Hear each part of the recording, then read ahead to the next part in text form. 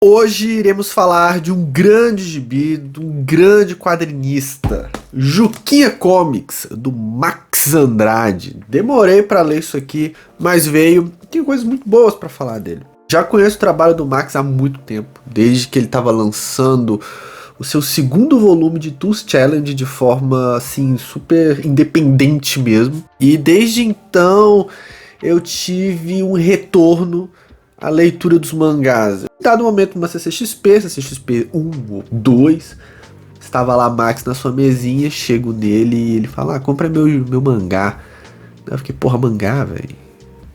Não é tão interessante, shonenzão. Aí ele me convenceu, eu comprei Tools, é muito legal. Deu uma virada de chave interessante na minha cabeça que me fez guinar mais fortemente para pesquisa em quadrinhos. Olha aí, que doideira, né? Como as coisas são interligadas. Mas o assunto não é sobre Tools, o assunto não é sobre Magnus, não é sobre Watchmen, sim sobre Juquinha, o solitário acidente da matéria. História publicada originalmente aí no Instagram, que foi compilado aqui nesse volume bonitinho, né? Olha só, que elegante, que chique. Chic? What is that word? Fucking chic? Que fera, né? Pela Draco. E o que falar de Juquinha? Primeiro, Juquinha foi idealizado, concebido e parido no Instagram, que segue uma estrutura muito rígida de posts quadrados com todos os lados iguais. É sempre um problema quando se publica coisas no Instagram e passam eles para uma mídia física, né? Porque é como acontece quando se publica, quando se imprime webtoons, principalmente as coreanas, que tem um pensamento montado para ser deslizado, para ser aproveitado numa tela. E quando você passa do suporte tela para um suporte papel, perde muito da característica. Fica um negócio feio, fica muito espaço em branco ou espaço em preto da sarjeta, né, da calha infinita. E aí fica estranho. E até alguns autores fazem um trabalho de adaptar o que estava ali no digital para o físico, que fica um negócio estranho também. Perde um pouco da potencialidade da linguagem dentro do suporte tela, dentro do suporte digital. No Instagram a mesma coisa. Eu chamo de Insta Quadrinhos em minhas aulas esse tipo de publicação feita no Instagram, de você passar, né, no carrossel e a história ir se desenvolvendo. E entra-se no desafio como fazer esse sistema, esse passar, esse pensamento da virada de página, né, da passada de foto pro físico. E não só isso, Juquinha tem elementos aqui no Instagram que recorre ao audiovisual, a um meme passando no fundo, a um gif, ou ele se mexendo, a coisas que só o uso de uma mídia digital te permite. Quando você passa isso pro físico, tem até uma piadinha aqui que não tem o vídeo, né? Você tem que clicar, você tem que jogar um QR Code aqui para ver o vídeo em paralelo com a história, assim como músicas, que o Instagram te permite pôr músicas nos posts e tudo mais que envolve a narrativa. No físico não tem. E aí, quando eu vi que ia ter Juquinha impresso, eu fiquei, putz, será que isso vai dar certo? É uma problemática muito parecida com o que veio quando o Lucas Guerri publicou, né, imprimiu as suas quadradinhas, que são tiras feitas para o mundo digital, feitas no formato bem quadradinho de Instagram. Quando vai ser impresso fica estranho, mas o quadradinhas, o Lucas teve uma sacada muito boa que fez um livro quadrado, né? Como são histórias de início, meio e fim nelas mesmas, são autocontidas, não tem tanto problema. Mas e quando a gente tem Juquinha, que tem uma narrativa, os eventos passam e tem uma sequencialidade, como fazer? E aí o Max tem um carinho muito grande por suas obras, e principalmente por esse personagem, tem muita carga biográfica, tem muita carga de coisas que ele consumiu, coisas que ele tem carinho aqui dentro. Então, como fazer algo de Instagram, algo quadradinho, algo rígido para um formato impresso? Fez algo parecido com o Guerri. Teve aqui um apreço muito grande de fazer o livrinho ser quadradinho, bonitinho, funcional, como um post de Instagram. Fica essas bordas aqui como se fosse a publicação de um webtoon e tal. Fica, mas funciona. É algo que permite, que dá. E ficou muito bom. Ficou interessante, você tem as viradas de página, você tem os momentos de tensão, assim como o Instagram te permite ter ao passar as fotos no carrossel. Perde-se o multimídia, perde-se os GIFs, perde-se esses elementos extras, perde-se. Uma pena, mas sempre que rola adaptações, porque você pega do digital pro físico, é uma adaptação. Sempre que rola adaptações, há uma perda. Não tem jeito. Se você não quer que tenha perdas, não faça adaptações e nem faça transposições de suportes. Basicamente, é isso. Mas assim, precisa ganhar dinheiro. Quadrinista precisa sobreviver. Instagram não dá dinheiro, não paga, sabe? Então, deve-se recorrer ao impresso, porque é o que faz o quadrinista ganhar dinheiro, ou o que deveria acontecer, né? Nem todo quadrinista que faz o trabalho impresso ganha o dinheiro que merece as suas publicações. Deve-se fazer, as pessoas querem consumir o físico, há muito do vício do físico, da romantização do físico, podemos dizer assim, quadrinho físico e não sei o que eu acho meio chumbrega, porque o digital serve para muita coisa, mas as pessoas querem ter o tátil, querem ter não sei o que. Alguns quadrinhos são feitos para serem táteis, para serem tocados, para serem lidos assim físicos, e é ótimo, sabe? Alguns quadrinhos que usam papel diferente, coisa do tipo, pra dentro da história faz sentido, ok, massa, tchau. Mas aqui foi feito pro digital, funciona pro digital. Então assim, fazer um físico ou não, é questão de ter uma coleçãozinha, de ter registrado aqui um documento que vai perdurar na história, quando a internet acabar e coisa do tipo, isso aqui vai existir. O que é importante, o que é legal. E Juquinha é uma história bem bacana, como eu falei, deve ter coisas aí, deve não, tem coisas biográficas no meio. O Max, ele tem um carinho muito grande pelo que faz, os personagens pelo que ele faz, e você consegue ver aqui, até criar um fio, até criar uma estrutura de vida do Max, né? Porque dentro da obra do Juquinha vai vindo elementos, vai vindo referências de coisas que ele consumia. Que eu cheguei a consumir também em uma época, por exemplo. Eu não cheguei a vivenciar, a consumir o começo dos mangás aqui no Brasil nos anos 2000 com mais afinco, né? Como a Conrad fez, porque já tinha alguns mangás aqui no Brasil, mas de forma mais parruda foi com a Conrad. Eu não acompanhei, mas depois de um tempo peguei, pesquisando, consegui saber.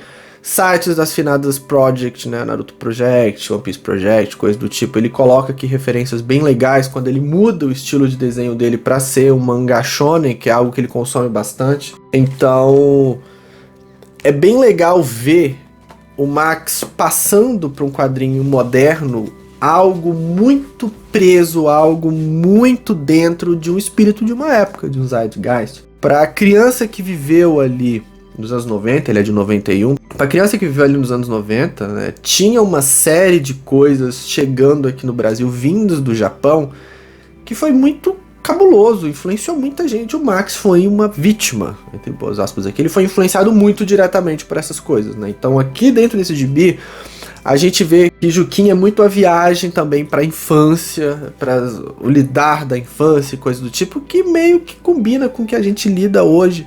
Como adultos, há uma série de dúvidas, de frustrações, de coisas do tipo que a criança tem, que o adulto tem. E Juquinha meio que pega todas essas ideias e junta numa coisa só, os dilemas adultos e de criança. A gente vê situações bem bobinhas assim de uma criança no jardim de infância, mas com situações filosóficas, psicológicas que nós adultos temos de várias coisas. Ele entra num mundo metafórico, que ele encontra o seu criador e tem esse dilema da criação e do criador, Deus e não sei o que é muito legal.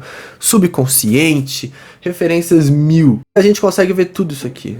Sei lá, os animes que chegavam no Brasil nos anos 90, os mangás, né, principalmente os mangás que chegavam aqui no final dos anos 90 e no começo dos 2000, né, Dragon Ball e etc e tal, Cavaleiros do Zodíaco, Yu Yu Hakusho e etc e tal, a gente vê aqui dentro com essas relações. E a gente vai vendo várias coisas que o Max tem, né, de bagagem cultural colocadas aqui. Mas Juquinha é muito uma obra interessantíssima, né? Tem técnicas variadas que é bem legal. O Juquinha é uma obra interessantíssima porque você pega passado, presente e futuro, né? e concatena numa história só. A gente tem os temas do passado, com esse tipo de coisa que eu comentei de mangás e coisa do tipo. Tem o presente, que é o Max, hoje, atualmente, o que ele consome, o que ele passa para as páginas. E temos o futuro, que é o uso de plataformas novas, que dão mais vazão, que dão mais liberdade de se fazer coisa, por exemplo, uso no Instagram, uso no Twitter e coisa do tipo. O Max, aqui, por exemplo, esse aqui, que era para ser um vídeo, que tinha no Instagram, tem um QR Code para vocês irem atrás e ver porque esse suporte não permite. E aí tem uma coisa muito legal aqui também, que é algo que o Max vem fazendo recentemente, que ele vem trabalhando um sistema, posso dizer, literário de escrita, que é similar ao ATD do japonês. Não sei se vai dar para ver, vou pegar uma aqui, que é o seguinte, a gente tem algo escrito, vamos ver se vai dar para ver. A gente tem algo escrito normal, e em cima ele escreve outra coisa, com um tom de cinza ou algo mais, entre aspas, difícil de ler. Os trabalhos atuais do Max estão brincando muito com isso. Isso é uma característica muito comum do Japão, porque o idioma japonês permite o uso de você usar caracteres diversos com sons diferentes para representar uma palavra. A loucura do alfabeto japonês, que escreve a mesma coisa usando 4 alfabetos. Mas tudo bem. Né? Katakana, hiragana, kanji e romaji. Mas tudo bem. Então várias vezes você pode ver em algumas obras que o personagem fala algo e assim, embaixo a escrita é totalmente diferente do que é dito convencionalmente na obra. E em cima vem o modo de leitura.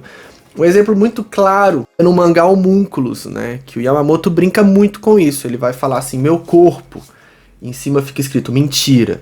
Meus seios, e em cima fica escrito mentira. Que é essa forma dessa brincadeira de linguagem. E também a dualidade, o Homúnculos brinca muito com a dualidade. Nesse ano teve um exemplo no One Piece, que o Shanks vai falar, agora é hora da gente ir atrás do One Piece. Só que o Shanks usa um termo, a palavra, que não tem nada a ver com o nome original do tesouro One Piece. Não está escrito em katakana, está escrito em vários kanjis lá, mas que a leitura se lê como One Piece, que é tipo um tesouro para unir todos, uma parada assim, que é o jeito que o Shanks fala do que é One Piece. E o Max vem trabalhando muito com isso. E eu acho que ele começa a colocar no Juquinha, talvez em outras obras separadas ele faz isso.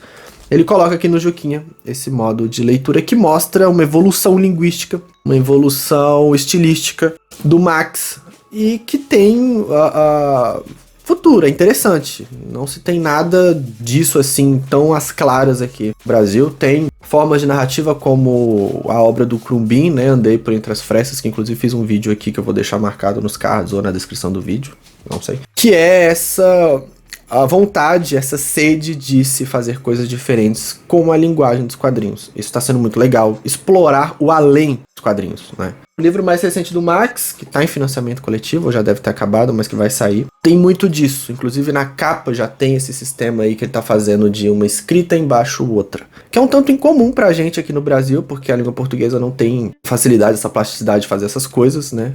O que a gente escreve é o que a gente lê, e só tem como a gente ler dessa forma escrita. Mas é uma forma legal de você criar essa dicotomia, de você criar esse sistema, principalmente o quadrinho, que deixa muito você fazer isso. Tipo, o personagem tá inseguro, mas ele fala algo que meio que é pra maquiar essa insegurança. Mas aí o autor pode colocar ali em branco, em cinza, bem clarinho, que na verdade o personagem não quer dizer aquilo, e sim algo relacionado a essa insegurança dele.